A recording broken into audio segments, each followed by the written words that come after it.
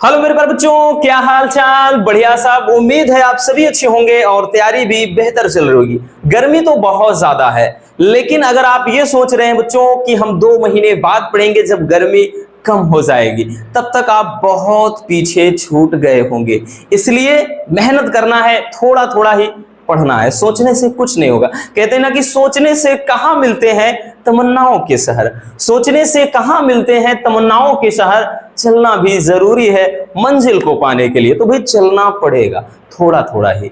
तो आज की इस वीडियो में हम गॉस के अनुप्रयोग को देखते हैं, ठीक है। इसके पहले भी हमने गॉस का एक अनुप्रयोग देखा, अनंत लंबाई के जो चालक है उसके निकट वैद्युत क्षेत्र की तीव्रता देख लिया बच्चों। और आज गॉस के अनुप्रयोग में हम दूसरा देखेंगे चादर के लिए, कि अनंत विस्तार की समतल आवेशित चादर कह लें या समतल आवेशित प्लेट के निकट वैद्युत क्षेत्र की तीव्रता, इसका व्यंजक देखने वाले हैं, ठीक है। सारे टॉपिक काफी इंपॉर्टेंट है, चाहे वो गॉस का प्रमेय हो बच्चों, चाहे उसका अनुप्रयोग हो। ये या तो 3 नंबर में या फिर 5 नंबर में पूछा जाता है, ठीक है। चलिए देख लेते हैं। तो इसके लिए सबसे पहले हम लिखेंगे बच्चों आवेश का पृष्ठ घनत्व। जैसे इसके पहले वाले में क्या देखा था, तो वहां पर रेखीय आवेश घनत्व था, तो यहां पर आवेश का पृष्ठ घनत्व तो सबसे पहले निकालेंगे बच्चों।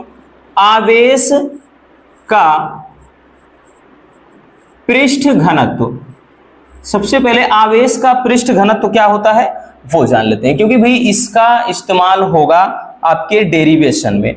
तो आवेश का पृष्ठ घनत्व किसे कहते हैं। मान लेते हैं जैसे कोई चादर है, ठीक, ये क्या है बच्चों, कोई चादर है। इस चादर के प्रति एकांक क्षेत्रफल पर वितरित आवेश को ही क्या कहते हैं, आवेश का पृष्ठ घनत्व कहते हैं। और इसको बच्चों सिग्मा से दर्शाया जाता है। तो ये मतलब आपके बहुविकल्पी में या फिर 1 नंबर वाले क्वेश्चन में भी पूछ लेता है कि आवेश का पृष्ठ घनत्व क्या है, इसका मात्रक क्या होता है, ठीक है। तो क्या लिखेंगे, तो भाई हम यहां पर ध्यान देना, तो लिखेंगे बच्चों कि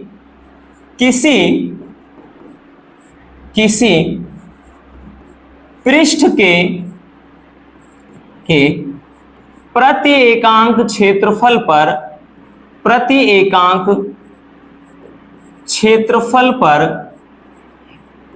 पर वितरित आवेश को, यानी जितना आवेश उस पर क्या होता है, उपस्थित होता है, वितरित यहां इधर देख लेते हैं, वितरित आवेश को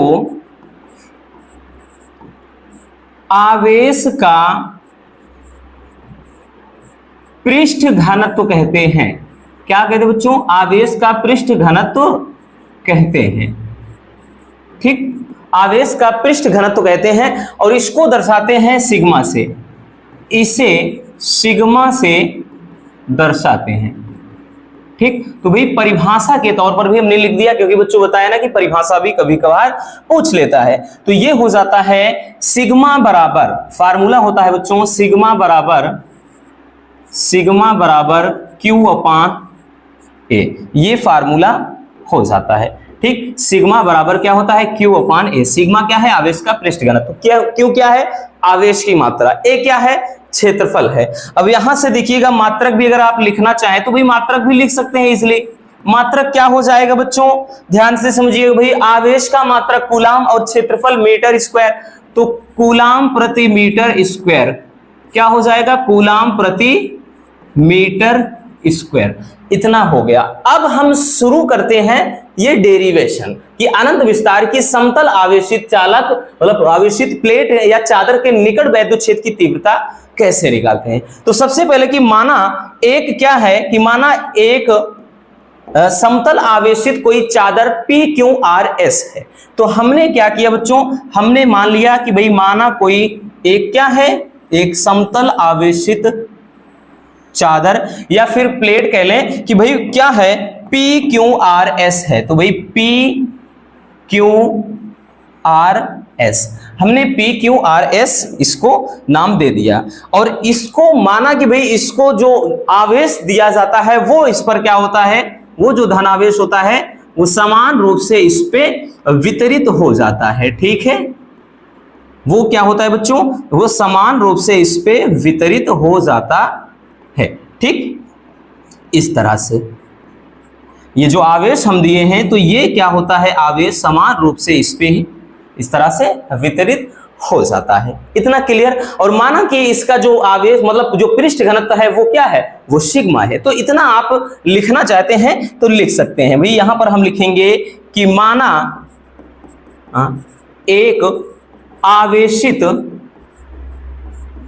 चादर PQRS है। एकदम सिंपल है, ठीक है। आपको बहुत ज्यादा इसके बारे में सोचना नहीं है, बहुत ज्यादा मतलब उलझना नहीं है, एकदम आसान है, ठीक। तो PQRS है, ये चीज हमने दर्शा दिया। और इसके लिख सकते हैं कि भाई माना इसका जो आवेश मतलब पृष्ठ घनत्व है वो क्या है, सिग्मा है, ठीक है।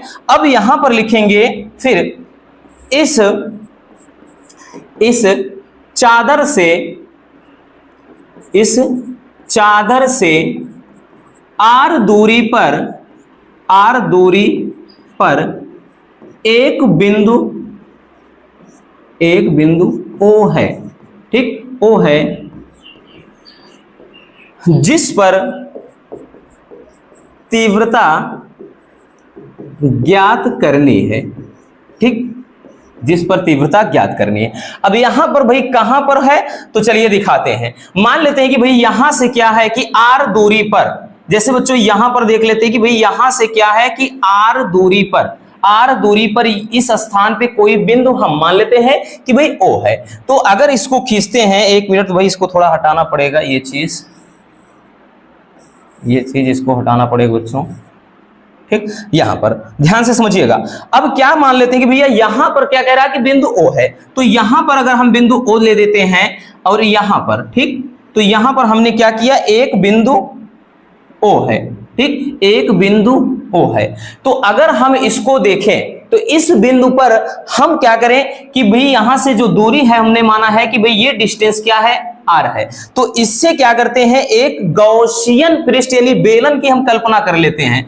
तो यहां से क्या हो जाएगा, तो ये एक इस तरह से हम मान लेते हैं कि भाई यहां पर क्या है, एक ये गॉसियन पृष्ठ है, ठीक है, ये क्या है, एक गॉसियन पृष्ठ है। और इधर भी क्या है, इस तरह से डैश डैश करके कि हम मान लेते हैं कि भाई यहां पर क्या है, एक बिंदु यहां पर O डैश ले लेते हैं, ठीक है। उधर O है तो इधर O डैश है, इतना याद रखना। समझ में आ गया। इसमें क्या किया हमने कि माना एक समतल आवेशित चादर या प्लेट PQRS है और इस चालक से मतलब इस चादर से निकट में ही R दूरी पर एक बिंदु यहां पर O है, ठीक। और इसी बिंदु पर हमें वैद्युत क्षेत्र की तीव्रता निकालनी है, ठीक है ना। हमें क्या करनी है बच्चों, वैद्युत क्षेत्र की तीव्रता निकालनी है, ठीक। अब यहां पर हमने क्या किया कि भाई ये जो है एक हमने ये A क्षेत्रफल है मान लेते हैं इसका, तो एक हमने गॉसियन बेलन की कल्पना कर लिया है दोनों तरफ, ठीक। अब दोनों तरफ ध्यान देना, इसका जो भाग इस वाले भाग का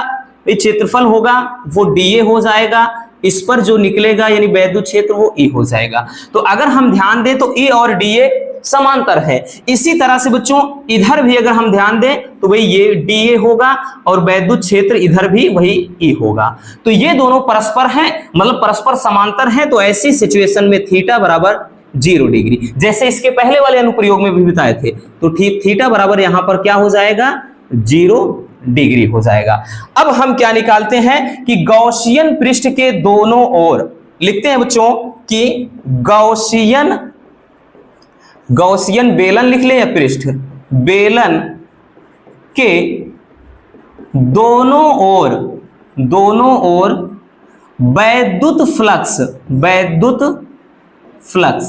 भाई दोनों तरफ है, दोनों तरफ समान निकल रहा है भाई, इधर भी उतना इधर भी उतना।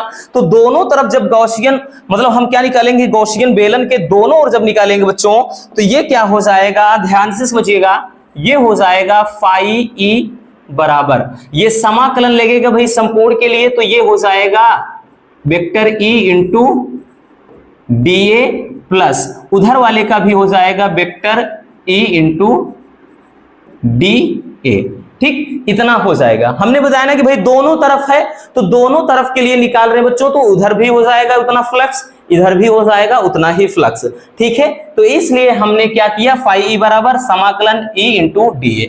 अब देखिएगा भाई हमने एक फार्मूला बताया था बच्चों कि जब भी ऐसी सिचुएशन आए क्या vector b into vector a, ऐसी सिचुएशन आए तो इसके स्थान पर क्या होता है, तो बी ए कॉस थीटा, ये सिचुएशन आती है। तो यहां पर क्या हो जाएगा बच्चों, ये हो जाएगा फाई ई बराबर, ये समाकलन यहां पर e into D A cos theta, और इधर भी क्या हो जाएगा समाकलन e into D A cos theta.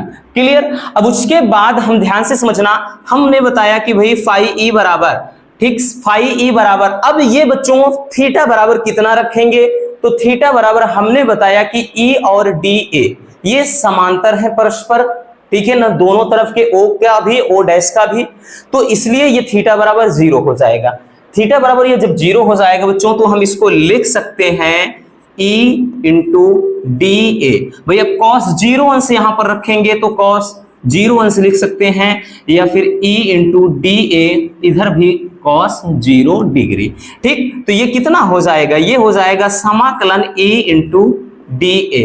भाई कॉस 0 अंश का वैल्यू 1 होता है तो इससे मतलब है नहीं, इधर भी समाकलन E इंटू डी ए, ठीक। अब यहां से अगर हम देखेंगे फाई ई बराबर, तो फाई ई बराबर कितना हो जाएगा बच्चों, अगर हम ई बाहर निकाल लें तो ये समाकलन डी ए हो गया, इधर भी इसी तरह का करेंगे, भाई ई अगर बाहर निकाल लिए हैं तो समाकलन डी ए। तो हमने समाकलन में बताया था जैसे समाकलन डी एक्स है तो एक्स होता है, समाकलन डी आर है जिसके सापेक्ष है तो आर होता है, समाकलन डी टी है तो भाई ये टी होता है, इसी तरह समाकलन डी ए है तो ए होता है। तो भाई ये चीज होगा, ये समाकलन का फार्मूला है भाई, इसमें हमने कुछ नया नहीं ऐड किया है, ठीक है, इतना याद रखना बच्चों। तो ये कितना हो जाएगा, तो ये हो जाएगा भाई ये फाई ई बराबर, फाई ई बराबर ये कितना हो जाएगा बच्चों, तो E इंटू यहाँ पे A और इधर भी E इंटू ए हो गया, तो ये हो जाएगा फाई E बराबर, तो ये हो जाएगा 2 इंटू ई ए, इतना हो गया, ठीक है ना, इतना हो गया। अब देखिए हम लगाएंगे क्या, गॉस की प्रमेय, तो लिखेंगे बच्चों गॉस की प्रमेय से। भाई गॉस की प्रमेय क्या होता है, गॉस की प्रमेय क्या होता है रसगुल्लों, तो भाई गॉस की प्रमेय यही तो होता है कि भाई फाई ई बराबर क्यू अपान एप्सिलॉन नॉट, जैसे इसको समीकरण 1 दे देते हैं, यही होता है। तो हम क्या लिखेंगे भाई, लिख देंगे समीकरण 1 से, समीकरण 1 से, तो समीकरण 1 में हम क्या करेंगे बच्चों, फाई ई के स्थान पर क्यू अपान एप्सिलॉन नॉट रख देंगे और यहां पर 2 ई इंटू ए है।